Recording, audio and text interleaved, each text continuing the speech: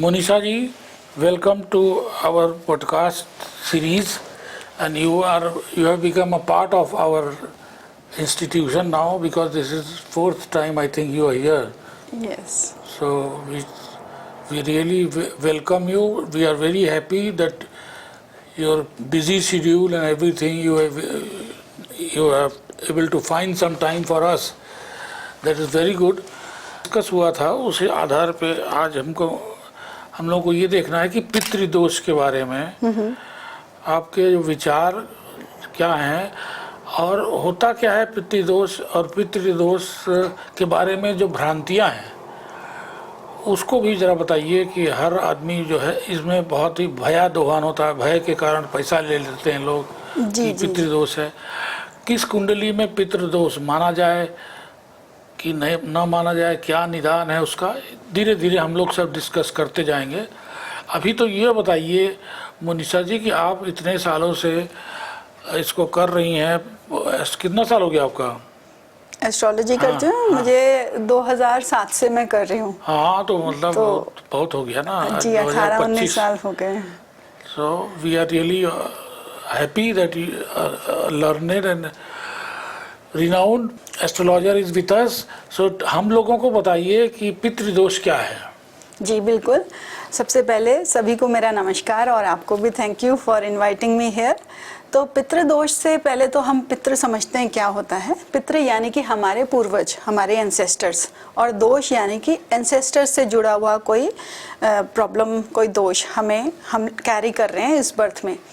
तो पितृदोष कई तरह से होता है। हमारे खुद के पास्ट लाइफ के कर्मों की वजह से भी होता है। ये बहुत कम लोग जानते हैं कि हम खुद के ही पूर्वज हो सकते हैं।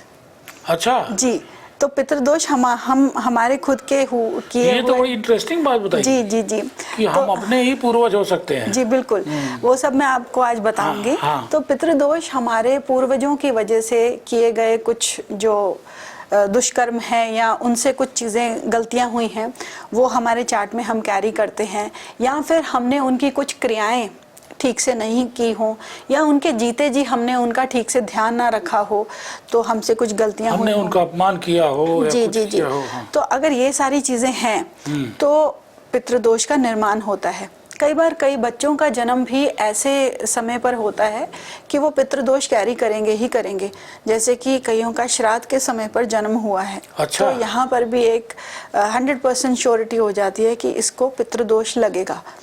तो पितृदोष जो है वो कई कारणों से होता है, धीरे धीरे मैं आपको सारा बताऊंगी। मतलब तो पितृपक्ष में जिस बच्चे का जो है जन्म हो वैसे ही पितृदोष उस कुंडली में आ ही जाएगा। जी, उसको लगता है। हाँ। और ये भी श्योरिटी होती है कि ये जो बच्चा जन्मा है इसका कहीं ना कहीं अपने पूर्वजों के साथ संबंध है, ये खुद का ही पूर्वज हो सकता है। हमारे चार्ट में भी कुछ ऐसी पोजीशंस होती हैं जिनके बेसिस पे हम कह सकते हैं कि ये बच्चा ही खुद का पूर्वज है। जैसे हमारे कुंडली में 1, 5, 9 के जो भाव हैं ये हमारे पास्ट लाइफ के और करंट लाइफ के और फ्यूचर लाइफ के भाव होते हैं।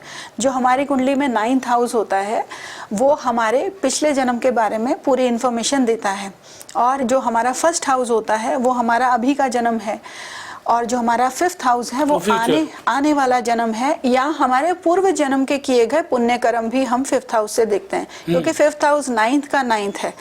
तो यानी कि 9th हाउस पुण्य कर्म होते हैं, तो पिछले जन्म यानी कि 9th हाउस के पुण्य कर्म हम 5th हाउस से देखेंगे। अब क्या होता है कि यदि आपके चार्ट में ये जो 1, 5, 9 के हाउसेस हैं इनमें राहु, केतु, मंगल या शनि बैठे हैं तो ये 100% श्योरिटी हो जाती है कि आप अपने खुद के एंसेस्टर्स रहे हैं और आपके चार्ट में पितृदोष बन रहा है। तो इसका मतलब फिर से हम रिपीट करें, 1, 5, 9 में अगर राहु, केतु, शनि, मंगल ये बैठे हैं। हाँ। तो अगर अकेले बैठे हैं, ठीक है, अकेले बैठे, हाँ, अगर ये अकेले बैठे हैं किसी और मैलेफिक के साथ बैठे हैं तो आप ही अपने खुद के पूर्वज हो सकते हैं। और इस जन्म में आपको उन एरियाज में बहुत दिक्कतें आएंगी, उन ग्रहों से संबंधित आपको बहुत दिक्कतें आएंगी, क्योंकि आप उन चीज़ों को किसी भी तरीके से अपनाने की कोशिश करेंगे। जैसे कि 9th हाउस अधर्म का धर्म का मार्ग है, वहाँ पर अगर ये पापी ग्रह बैठते हैं तो इसका मतलब कि आप अधर्म का सहारा लेकर जो इच्छाएं आपके पिछले जन्म में पूर्ण नहीं हो पाई, आप उनको पूर्ण करने की कोशिश करेंगे। उसी प्रकार से अगर आपका सूर्य राहु के साथ है या केतु के साथ है, या आपका चंद्रमा राहु या केतु के साथ है 159 हाउसेस में, तो भी पितृदोष का निर्माण होता है। उसके अतिरिक्त यदि आपके जो 5th और 9th हाउस हैं या 1st हाउस है, इनका संबंध 6, 8, 12 के भावों से बन जाए तो भी आपका पितृदोष का निर्माण होता है। इसका मतलब कि आपसे कुछ जातियाँ हुई हैं बीइंग योर ओन पूर्वज, जिनको आप इस जन्म में बैलेंस आउट करने के लिए आए हैं। तो अभी आप इसी चीज पे रिफेसाइज कर रहे हैं कि बीइंग योर ओन पूर्वज वाला अभी चल रहा है। हाँ, तो अभी अपने पूर्वजों की बात नहीं कर रहे हैं। हाँ, अभी नहीं, आप खुद के इन सिचुएशंस में आप खुद के पूर्वज हो सकते हैं या आपके कोई और पूर्वज के द्वारा दोष हो सकते हाँ, हैं। और अब कुछ ऐसी पोजीशंस हैं जैसे कि 6th, 8th और 12th हाउसेस। अब ये जो हाउसेस होते हैं ये हमारे त्रिक भाव होते हैं। छठा घर जो होता है हमारे ऋणों का भाव होता है, जो ऋण हमको चुकाना है या हम जिन चीज़ों के प्रति ऋणी हैं। तो यदि आपके 6th हाउस में कोई भी ग्रह बैठा हुआ है तो आप उस ग्रह के प्रति ऋणी हैं। सपोज आपको एग्जाम्पल देके बताती हूँ, यहाँ पर मैं भगवान राम और लक्ष्मण जी के भी चार्ट के बारे में थोड़ा बताना चाहूँगी। अब आपके चार्ट में पितृदोष का निर्माण हो जाएगा यदि 6, 8, 12 में कोई भी ग्रह बैठा है। छठे में क्या होता है कि आप उन ग्रहों के प्रति ऋणी होते हैं। आपको इस जन्म में उन ग्रहों की सेवा करनी पड़ेगी, क्योंकि आपने किसी पास्ट लाइफ में या आपके किसी पूर्वज ने पास्ट लाइफ में उन ग्रहों को जो है ठीक से नहीं ट्रीटमेंट दिया था, मिसयूज किया था, जिसकी वजह से इस जन्म में आपको दिक्कतें आती हैं। तो थोड़ा एक्सप्लेन करिए रामचंद्र जी की कुंडली में। जी, रामचंद्र जी के चार्ट में ऐसा है कि ये जो उनके जो लाइफ है वो एक मनुष्य तत्व का जीवन नहीं है। उनका जो है इट इज अबव मनुष्य तत्व, देव तत्व को बिलोंग करते हैं। तो भगवान राम और श्री कृष्ण दोनों ही हम जानते हैं भगवान विष्णु के रूप हैं। तो उन्होंने यही कहा है कि जब जब पृथ्वी पर हानि होती है तो मैं उसको ठीक करने के लिए जन्म लेता हूँ। तो आप इन दोनों का यदि चार्ट देखें तो बहुत ही अच्छे ग्रह हैं, उच्च के ग्रह हैं। लगभग सभी ग्रह बुध को छोड़ के उच्च के बैठे हुए हैं, सभी ग्रह। केवल राहु केतु जो हैं दोनों के चार्ट्स में धनु राशि में पड़ते हैं। भगवान राम के चार्ट में जो है 8वां घर, वहाँ पर धनु राशि पड़ती है क्योंकि उनका वृषभ लग्न है और वहाँ पर राहु बैठा है, तो उसके ऑपोजिट केतु बैठा है। उसी तरह भगवान कृष्ण जी के चार्ट में छठे भाव में जो है धनु राशि पड़ती है और उसमें राहु बैठे हुए हैं और उसके ऑपोजिट केतु बैठे हैं। अब भगवान राम और कृष्ण जो है वो अपने जो एंसेस्टर्स थे, उनके पूर्वज थे, उनके कर्मों को बैलेंस आउट करने के लिए उन्होंने जन्म लिया। क्योंकि अगर आप थोड़ा सा हिस्ट्री में जाएं तो आप देखेंगे उनके जितने भी पूर्वज थे उनके पिछले जन्मों में उन्होंने कुछ ना कुछ ऐसे कर्म किए जिसको वो बैलेंस करने के लिए उन्होंने मनुष्य का जन्म लिया। अब जैसे कृष्ण जी की बात करते हैं, कृष्ण जी के जो थे पूर्वज वो यादव क्लैन को बिलोंग करते थे, तो उन्होंने काफ़ी ज्यादतियाँ की थी अपने प्रजा के प्रति। तो कृष्ण जी ने यही सोच के कि काफ़ी अधर्म बढ़ गया है तो मैं मनुष्य का जन्म लेके उन सब चीज़ों को अब ठीक करूँगा। उसी तरह से ये लोग भोगने मतलब भुगतने के लिए नहीं आए थे। भगवान कृष्ण और भगवान राम ये ठीक करने के लिए आए थे। अच्छा। हम लोग भुगतने के लिए आते हैं। हाँ। मगर भगवान राम और श्री कृष्ण इन सब चीज़ों को ठीक करने के लिए आए थे। अब आप देखिए कृष्ण जी का जन्म कैसे हुआ कि जो कंस थे उनको बोला गया था भविष्यवाणी में कि उनका जो 8वीं संतान है आपका वध करेगी। तो पहले 7 जो भाई थे उनके, उन सबको उन्होंने मार दिया। फिर 8वें नंबर पे भगवान कृष्ण का जन्म हुआ और फिर उनको वासुदेव उनको ले गए यशोदा जी के पास, उनको छोड़ के आए और बताया गया कि आपकी पुत्री हुई है। तो भगवान कृष्ण के कुंडली में भी यदि आप तीसरा भाव देखें तो नीच के मंगल बैठे हुए हैं। इससे यही तात्पर्य है कि छोटे भाई बहनों का नाश होगा। तो अच्छा। हाँ, तो ये इच्छा पूर्ति से उन्होंने अपना जन्म लिया था। तो भगवान कृष्ण जी जो थे उन्होंने अपने जो कंस जी थे, उनके जो मामा थे, उनके दुष्कर्मों को भी ठीक करने के लिए जन्म लिया। और जो मैंने बताया उनके एंसेस्टर्स थे उनको ठीक करने के लिए उन्होंने जन्म लिया। तभी उनके जो राहु हैं छठे घर में थे। छठे घर में यानी कि आपने अगर किसी को मिसट्रीट किया है या आपके पूर्वजों ने मिसट्रीट किया है तो इस जन्म में आपको उसका भुगतान करना पड़ेगा। तो भगवान कृष्ण ने भगवान कृष्ण और राम ने अपनी इच्छा से अपने राहु और केतु को प्लेसमेंट दिलाई थी। हाँ। उसी समय पर उन्होंने जन्म लिया जब वो राहु केतु उनके इन भावों में थे। हाँ, तो उसी तरह भगवान राम की स्टोरी आप देखिए, दशरथ जी किसी जन्म में शिकारी थे और दशरथ जी से क्या हुआ था, एक घोर पाप हो गया था जब उन्होंने जो एक माता पिता, बूढ़े माता पिता के जो पुत्र थे, श्रवण कुमार, वो जब पानी लेने गए थे तो उन्होंने श्रवण कुमार को वध कर दिया सोच के कि ये कोई हिरण है। तो फिर उनके माता पिता ने उनको श्राप दिया था। उन्होंने बोला कि जिस तरह आज हम अपने बेटे के वियोग में मर रहे हैं, ऐसे तुम भी कभी अपने बेटे के वियोग में मरोगे। तो उन्होंने लाख माफी मांगी, मगर वो श्राप उनको लग चुका था। तो अब फिर आगे उन्होंने दोबारा जन्म लिया उसी क्लैन में ही। तो फिर क्या हुआ, भगवान राम का जन्म हुआ और फिर आपको पता ही है उनको 14 वर्ष का जो वनवास हुआ कैकेयी ने दिया, उसके वियोग में, उनके जाने के वियोग में दशरथ जी खत्म हो गए थे। हाँ। तो ये सभी जो है ना, ये पूर्व जन्मों का ही। आपने एक बड़ी अच्छी बात कही है कि ये जन्म लेते हैं लोग, ये इनका जन्म होता नहीं है। भगवान लोग जन्म लेते हैं किसी चीज को एडजस्ट करने के लिए, सही करने के लिए। ये अच्छी बात आपने कही जी, कि वो एक मानव योनि तो है नहीं ना। बिल्कुल। तो वो उन्होंने उसको करने के लिए यदा यदा ही धर्मस्य ग्लानिर्भवति भारत अभ्युत्थानम ही अधर्मस्य ग्लानिर्भवति भारत जी। तब वो इसलिए वो जन्म स्वयं लेते हैं जी।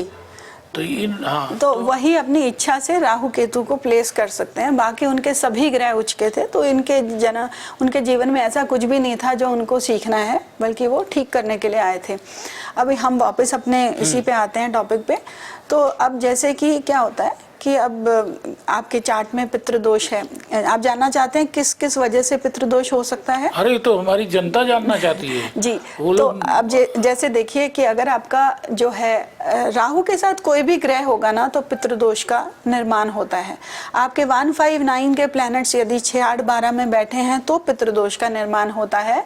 और यदि आपका कोई भी ग्रह छठे घर में बैठा है तो आप उस ग्रह के प्रति ऋणी हैं, आपको उस ग्रह की सेवा करनी पड़ेगी। शनि बैठा है तो आपने किसी जन्म में, आपके एंसेस्टर्स ने अपने पावर में रह के अपने जो भी नीचे काम करने वाले थे उनका दुरुपयोग किया, जिसकी वजह से इस जन्म में नौकर चाकर जी, इस जन्म में आपको सेवा करनी पड़ेगी। ठीक है, आपको किसी के नीचे काम करना पड़ेगा।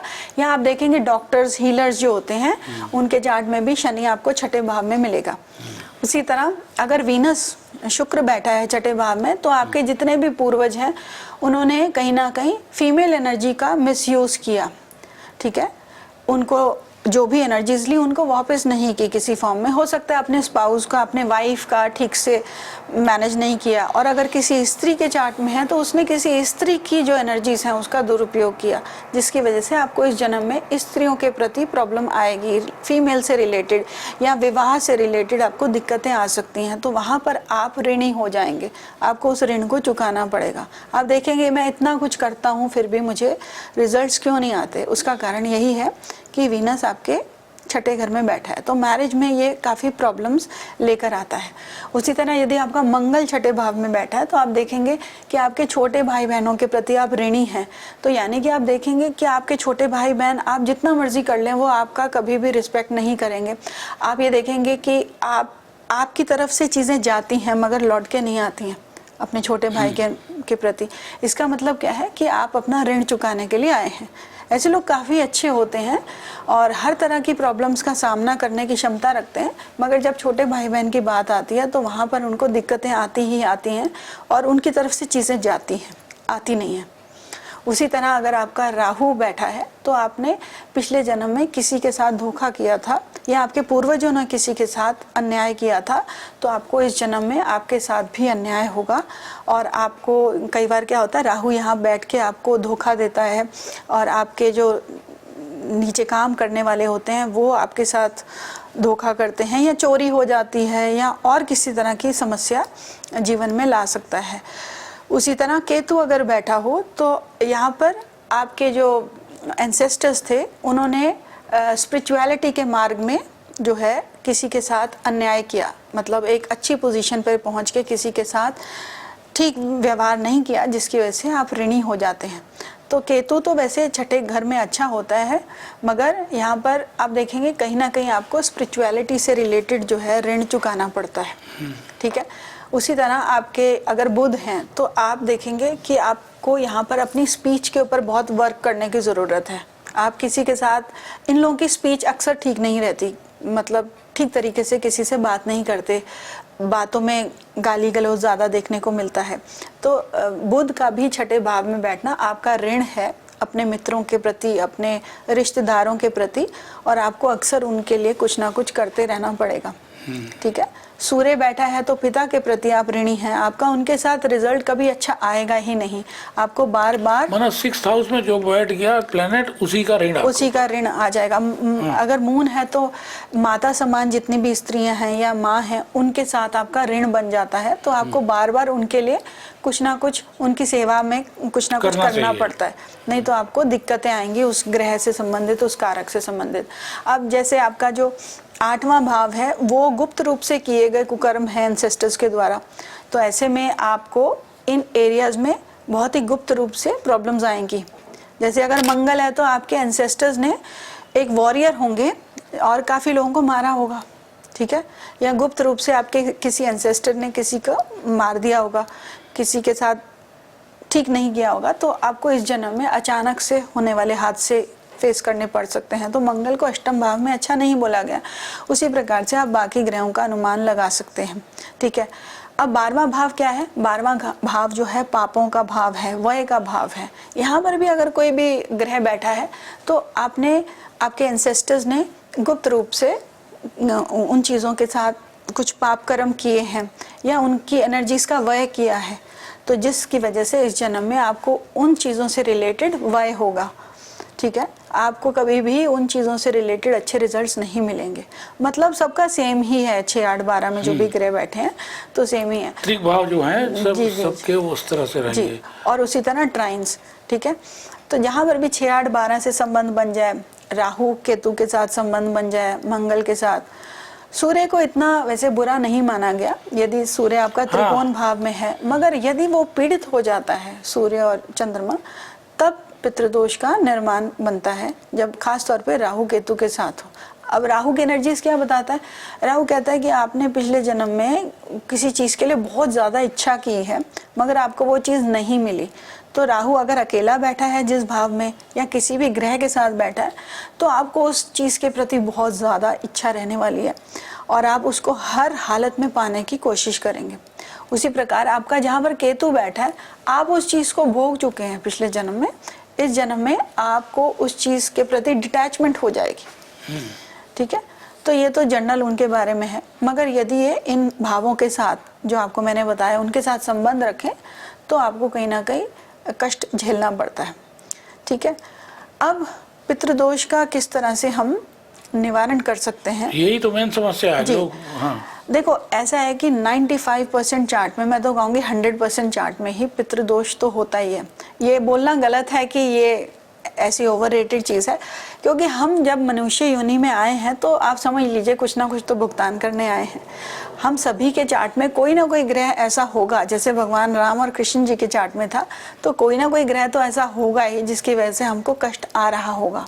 ऐसा तो कोई भी नहीं है जिसको कोई कष्ट ना हो, सबको कोई ना कोई कष्ट आपका तो कहने का मतलब कि पितृदोष होना ही होना है, सबको जी, ऑलमोस्ट सबके ही चार्ट्स में होता है। आप अंबानी को देख लीजिए, बहुत ही रिच हैं मगर उनके भी चार्ट में पितृदोष है। अब ये है क्या, आइए उसको समझते हैं, इसके क्या साइंस हैं। आप देखेंगे by the end of it, जब तक मैं आपको सारी चीज़ें बताऊंगी आप कहेंगे हाँ इनमें से कुछ ना कुछ तो हर एक के लाइफ में है। सबसे पहला है कि फैमिली में आप बहुत ज़्यादा पढ़े लिखे होने के बावजूद भी सफलता ना मिल पाना, या बहुत ज़्यादा इंसान पढ़ ना पाए, ठीक है, क्षमता होने के बाद भी पढ़ाई ना कर पाना, या अगर आप पढ़ लो तो जॉब ना मिल पाना। फिर फैमिली में हमेशा कलेश रहना, सारी फैमिली एक साथ कभी बैठ के बात ही नहीं कर पाएगी, आप देखेंगे बात बात पे झगड़े होते हैं। फिर ये है कि फैमिली में किसी का बहुत ज़्यादा रोगी रहना, दवाइयाँ घर से जाती ही नहीं है, कोई इंसान लंबे समय से रोगी है और ठीक ही नहीं हो रहा। फिर फैमिली में किसी का बच्चा ना हो पाना, ठीक है, और अगर बच्चा हो जाए तो उससे रिलेटेड समस्या रहनी, कोई ना कोई बच्चा आपको परेशान करता रहे। फिर आप देखेंगे फैमिली में कोई बच्चा ऐसा है जिसका विवाह ही नहीं हुआ और अगर विवाह हो गया है तो विवाह में बहुत परेशानियां आ रही हैं। अब आप देखिए विवाह में 95% लोगों को तो परेशानी है। आप किसी से भी बात कर लीजिए, हर किसी को कुछ ना कुछ इशू तो है ही। विवाह में परेशानियां आना, हस्बैंड या वाइफ का आपस में ना बन पाना, या चीटिंग वाली सिचुएशन आ जाना, या फिर आप देखेंगे कि और किसी तरीके से आपको पितृदोष मतलब उत्पीड़ित करता रहेगा। तो अगर कोई भी ऐसी समस्या आ रही है आपको कि जहाँ पर आपको उसका समझ नहीं आ रहा क्या हो रहा है, ऑफिस में आप इतना कैलिबर रखते हैं फिर भी प्रमोशन ना हो पाना, पैसे की तंगी आना, ठीक है, कई बार पैसा बहुत होने पर भी आप बहुत सी अपनी लाइफ की जो समस्याएं हैं उनको ठीक नहीं कर पाएंगे, तो ये सभी एक पितृदोष का ही निर्माण करता है। कई बार किसी बच्चे की अकाल मृत्यु हो जाती है, या फैमिली में किसी की जल्दी डेथ हो जाती है, भूत प्रेत का हो जाना, ये सभी पितृदोष को दिखाते हैं। अब क्या होता है कि इसका हम निवारण भी कर सकते हैं। इसके लिए आपको क्या करना है कि जैसे कि कुछ ऐसे टाइम निर्धारित किए गए हैं जिनमें अगर आप इसका निवारण करने का सोचेंगे तो बहुत अच्छा है। जैसे अमावस्या का दिन हर महीने आता है, ठीक है, या फिर श्राद्ध के जो 15 दिन होते हैं, ठीक है, श्राद्ध के दिनों में अगर आप करेंगे तो बहुत अच्छे रिजल्ट्स मिलते हैं। श्राद्ध में अब आप देखिए, मैं निवारण पे बाद में आती हूँ, पहले आपको थोड़ा श्राद्ध से रिलेटेड भी मैं बताना चाहूँगी। देखिए हमारी बॉडी के जो 7 चक्रास हैं, एनर्जी पॉइंट्स होते हैं सभी के, तो इन जो एनर्जी पॉइंट्स हैं इनमें भी हमारे ग्रहों का निवास है, और आपके जो त्योहार बने हैं ना, इनका भी इनके साथ डायरेक्ट कनेक्शन है। वो कैसे? देखिए सबसे पहले आपको क्या आता है, गणेश चतुर्थी आती है, ठीक है, 10वें दिन गणेश जी का विसर्जन होता है, उसके बाद श्राद्ध शुरू हो जाते हैं। तो गणेश जी की एनर्जी हमारा जो बेस चक्र है, स्पाइनल कॉर्ड जहाँ पर खत्म होती है, मूलाधार चक्र, वहाँ पर रूट चक्र भी बोलते हैं, वहाँ पर गणेश जी की एनर्जीज हैं। तो सबसे पहले हम गणेश जी की आराधना करते हैं, उसके बाद श्राद्ध आते हैं। जो मूलधारा चक्र है उसका संबंध भी हमारे एंसेस्टर्स के साथ है। तो हम जब श्राद्ध करते हैं तो एंसेस्टर्स की जो दबी हुई इच्छाएं हैं उन सबको हम किसी तरह से प्रेयर्स के माध्यम से पैसिफाई करते हैं। तब वहाँ पर हमारी कुंडलिनी एनर्जी जो राहु के फॉर्म में विराजमान है, राहु और मंगल हमारे मूलधारा चक्र में होते हैं, क्योंकि हमें जीवित रहने के लिए करेज की ज़रूरत होती है जो कि मंगल से मिलता है। और जो एनर्जी है ना, जो हमारी इच्छाएं हैं जो हमें बांधती हैं मोह माया से, वो भी सब राहु के फॉर्म में मूलधारा में ही होती हैं। तो सबसे पहले हम गणेश जी का पूजा करते हैं कि हमें हमारी एनर्जी को, हमें इन इच्छाओं से ऊपर उठने की क्षमता दीजिए। फिर हम श्राद्ध करते हैं, तो वहाँ पर मैंने बताया एंसेस्टर्स का भी वही निवास होता है, प्रेत योनि का।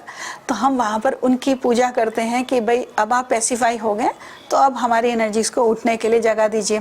फिर मूलधारा के ऊपर आपके स्वादिष्टान चक्र होता है जहाँ पर हमारी इच्छाएं होती हैं। फिर आते हैं नवरात्रि। नवरात्रों में देवी माँ आपको कहती है कि भाई 9 दिन आप व्रत कीजिए ताकि आप इन सब इच्छाओं के ऊपर उठ सकें, क्योंकि हमारे शिव जी जो हैं सबके अंदर यहाँ पर हैं क्राउन चक्र में, ठीक है, और हमारी जो देवी माता की शक्ति है कुंडलिनी जो है वो हमारे मूलधारा में है। तो जब हम नवरात्रे में व्रत रखते हैं, जब भी ऐसा बोला जाता है कि जब आप व्रत रखोगे आप इच्छाओं को बांधते हो, ठीक है, इच्छाओं के ऊपर विजय पाना के लिए व्रत रखा जाता है। यदि आप जो लिक्विड रिलेटेड फास्ट रखेंगे तो और भी ज़्यादा अच्छा है। तो आपकी कुंडलिनी एनर्जी राइज होना शुरू होती है, क्योंकि जो शक्ति है ना उसका काम है शिव से मिलना। तो शक्ति को जगह चाहिए। हम जब इच्छाओं को बांधते हैं, इच्छाओं के ऊपर एनर्जी उठ के, फिर जो नवरात्रि जब खत्म होते हैं दशमी को, यहाँ पर शिव जी से, हाँ, मगर क्या है कि आजकल तो हम फास्टिंग में भी सब लोग कितनी लिबर्टी ले लेते हैं, उसको सीरियसली हम नहीं समझ पाते इन चीज़ों को। तो हम अपने सारी जो इच्छाएं हमारे इन चक्रास में ही हैं, और हमारा जो ह्यूमन बर्थ है ना वो भी इन चक्राओं से ही जुड़ा हुआ है। क्योंकि क्या होता है, हर किसी का हमारा जो एनर्जी पॉइंट है ना उसमें कुछ ना कुछ एरियाज हैं। जैसे कि स्वाधिष्ठान चक्र है वो हमारी डिजायर्स का है, रिलेशनशिप से रिलेटेड, वो हमें वहाँ बांधता है। कई अपने इस जन्म में सिर्फ उसी में ही उलझे रह जाते हैं। आपको उससे ऊपर उठना है। फिर उसके ऊपर आपका मणिपुर चक्र है नाभि के पास, तो वहाँ पर क्या है, पावर है, नॉलेज है, ज्ञान है, कॉन्फिडेंस है। तो कई लोग उस एरिया में मार खा जाते हैं। अगर आप उस पर भी विजय पालेंगे तो उसके बाद आपका अनाहत चक्र है, हार्ट चक्र, यहाँ पर आपकी इमोशंस हैं, फीलिंग्स हैं। कई लोग उसी एरिया में ही पूरी लाइफ रह जाते हैं, तो आगे बेसिकली हमें यहाँ तक पहुँचना है, ठीक है, बीच में फंसना नहीं है। फंसना नहीं है। तो फिर यहाँ पर आप रिलेशनशिप में फंस गए। फिर कईयों का यहाँ पर जो थ्रोट चक्रा होता है, विशुद्धि चक्रा, तो वहाँ पर आपको अपने बोलने के ऊपर, कई लोग सिर्फ लाइफ में यही लेसन सीखने के लिए आते हैं कि मुझे सही बोलना है, सही तरीके से किस तरह से। कई लोग आपने देखा ना, बातचीत में ही पूरी लाइफ उलझे रहते हैं, उसने ये क्यों कहा, मैंने ये कहा, वो कहा। तो वो आपको यहाँ पर विजयी पाना है, अपना श्रम करना है, मेहनत करना सिखाता है आपको, सही तरीके से आपकी वाणी का प्रयोग करना सिखाता है।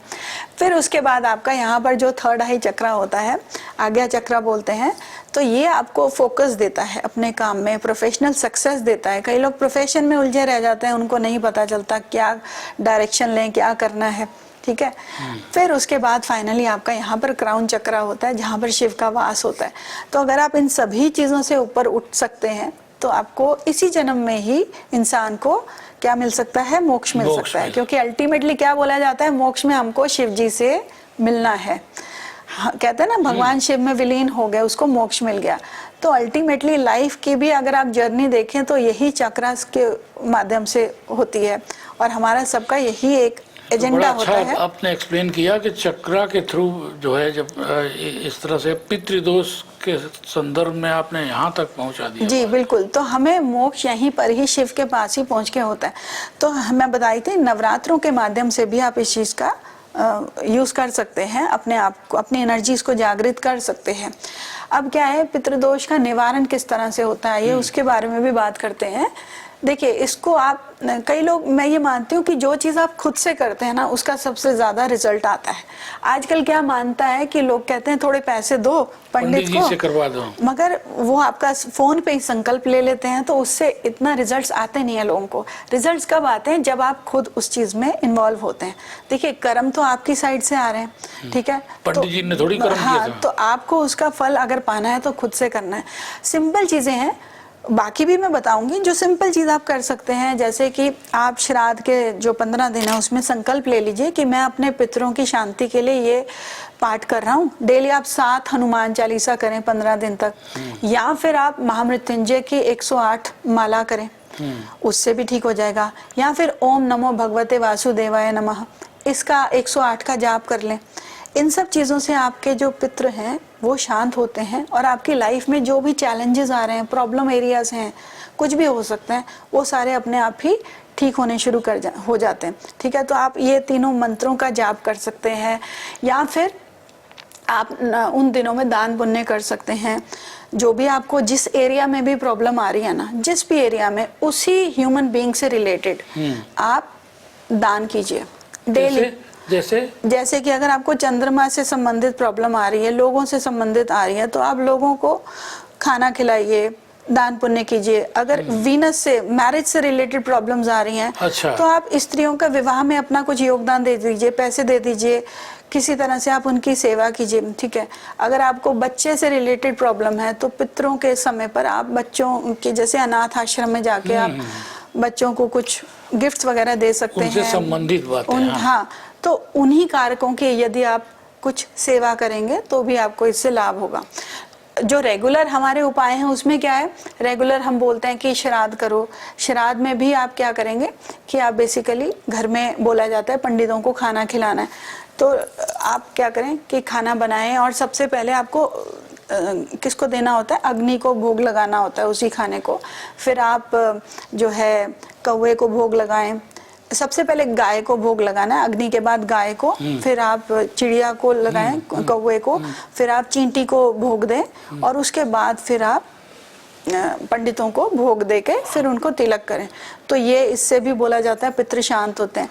अगर ये आप करना चाहते हैं तो, नहीं तो जो मैंने आपको मंत्र बोले हैं वो ही सफिशिएंट है। गायत्री मंत्र भी एक हो सकता है, क्योंकि गायत्री मंत्र भी आपको, आपके जो सूर्य है उसकी शुद्धि करता है। गायत्री मंत्र से हमारा सूर्य शुद्ध होता है, ठीक है। सूर्य हमारे पूर्वज ही हैं, तो सूर्य का दोष निवारण होता है। तो आप गायत्री मंत्र के भी 108 बीड्स कर सकते हैं, माला कर सकते हैं। फिर मैंने बताया श्राद्ध हो गया, फिर आपको त्रिपिंडी जो है आप कर सकते हैं त्रिपिंडी श्राद्ध। उसमें क्या होता है कि आप जैसे गया जी जा सकते हैं या फिर वाराणसी जा सकते हैं, प्रयागराज जा सकते हैं, ये कुछ ऐसी जगहें हैं, रामेश्वरम जा सकते हैं, हरिद्वार जा सकते हैं। ऐसी जगहों पे जाके आप त्रिपिंडी श्राद्ध कर सकते हैं। पिंडी में क्या करते हैं कि वो लोग थोड़े उबले हुए चावल लेते हैं, जौ लेते हैं और काली जो ब्लैक सेसमे सीड्स होती हैं उनको, हाँ, उनके ना पिंडियाँ बनाते हैं, गोले बनाते हैं, और आप चाहें तो अपने 7 जन्मों तक का करवा सकते हैं, ठीक है, श्राद्ध करवा सकते हैं। तो उसमें तो त्रिपिंडी का मतलब क्या हुआ? 3 पिंडी? 3 पिंडी मतलब कि आप 3 अपने पीछे पूर्वजों के, अच्छा, फादर, ग्रैंडफादर के भी फादर, हाँ। तो आप जितना पीछे जाना चाहें आप कर सकते हैं। तो फिर उनको मंत्रों के साथ उनको आप ये करते हैं। एक तो ये हो गया। फिर आप एक और तर्पण जैसे एक क्रिया होती है जो कि पंडितों से भी लोग करवाते हैं, आप खुद भी कर सकते हैं। तर्पण में क्या होता है, कुशा की घास होती है, कुशा की घास को हम कुछ मंत्र बोल के, आप विष्णु जी का भी मंत्र बोल सकते हैं, आप कुशा की घास लेके और आप वाटर से अर्घ देते हैं अपने पितरों को, तो उससे भी बोला जाता है। ये जो पूरी विधि है ना, ये पंडित लोगों को ही आती है, अगर आप वैसा करवाना चाहें तो ये 3 चीज़ें हैं जो लोग करते हैं।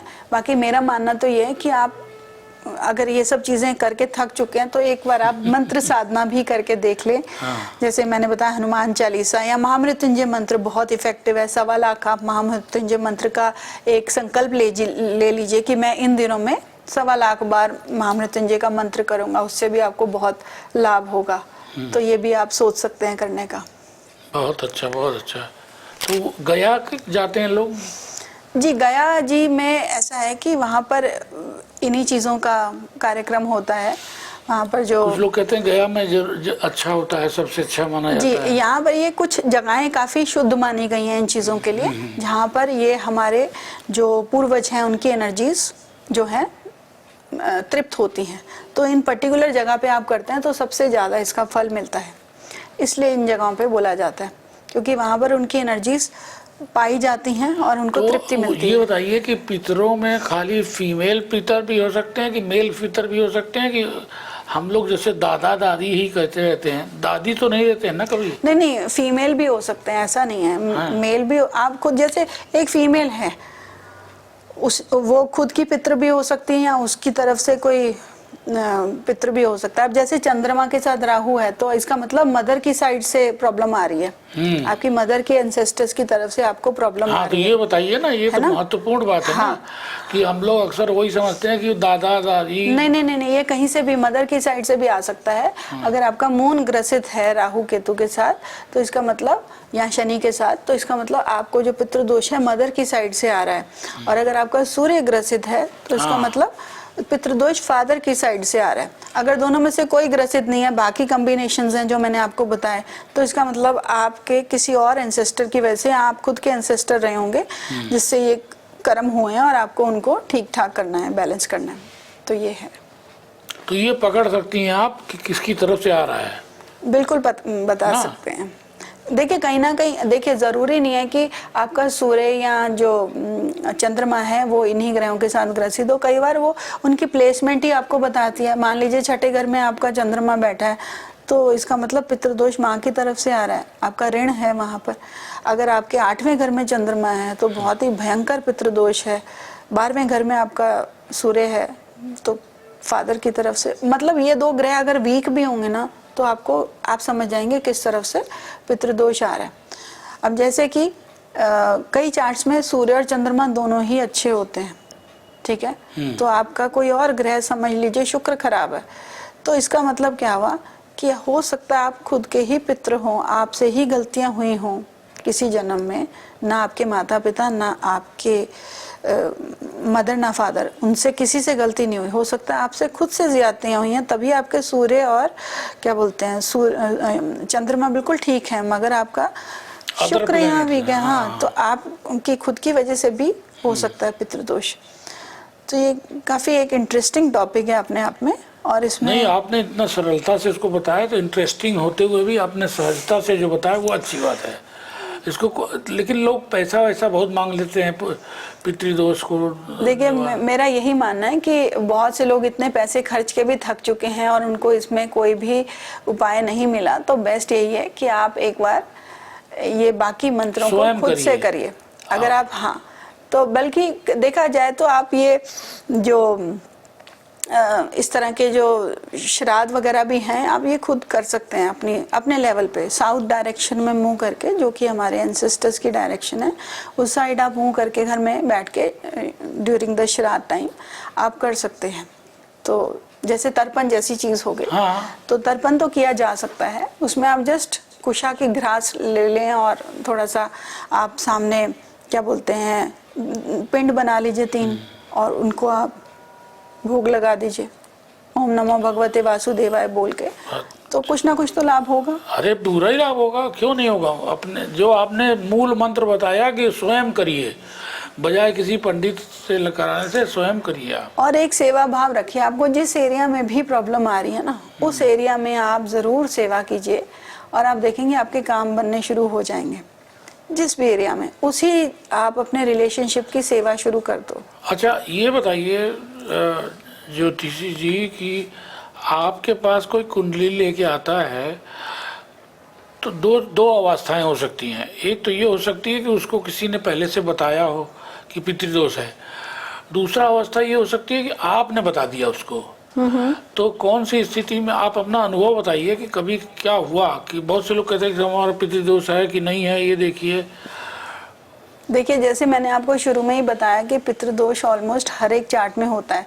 अब जैसे काल सर्प दोष है, इसका जो वर्णन है हमारी प्राचीन पुस्तकों में नहीं दिया हुआ है, मगर आजकल जो कुछ मॉडर्न एस्ट्रोलॉजर्स हैं वो इस चीज़ को मानते हैं कि काल सर्प दोष है। इसको भी पितृदोष का ही एक भाग माना गया। जैसे कि मैंने आपको शुरू में ही बताया, पितृदोष हर एक चार्ट में ही होता है। तो आपको ये बोलने की भी ज़रूरत नहीं है कि आपका पितृदोष है, क्योंकि ये कुछ ऐसी चीज़ें हैं ना कि लोग बोल के डरा देते हैं। आपको तो मांगलिक दोष है, आपको पितृदोष है, खामखा दिमाग में एक वो बहुत बड़ा एक एजेंडा खड़ा हो जाता है कि अरे मेरी लाइफ में ये है, अब मैं क्या करूँ।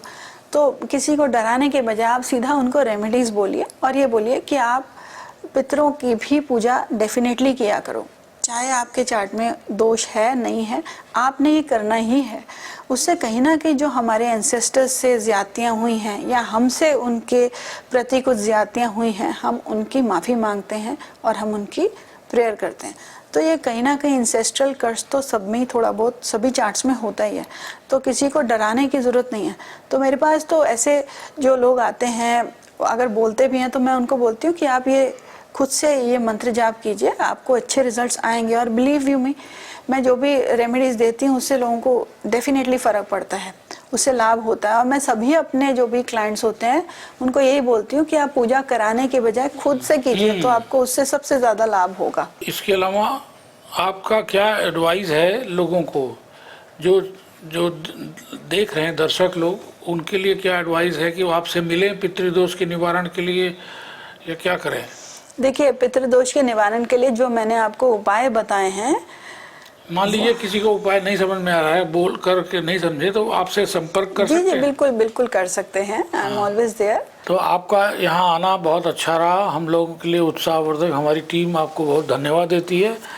और हमारा जो दर्शकों से ये निवेदन है कि ज़्यादा से ज़्यादा मोनिशा जी को लाइक करें, सब्सक्राइब करें और फॉरवर्ड भी करें। जैसे कि इनको अब ये कभी अमेरिका में रहती हैं तो कभी इंडिया में, तो इनका कम से कम पूरा विश्व में इनका यश पताका फैले, सब लोग देखें इनको। Thank you so much. ये हमारी तरफ से पॉडकास्ट ओलंपिक टीम की तरफ से आपको वो thank you so much. Thank you.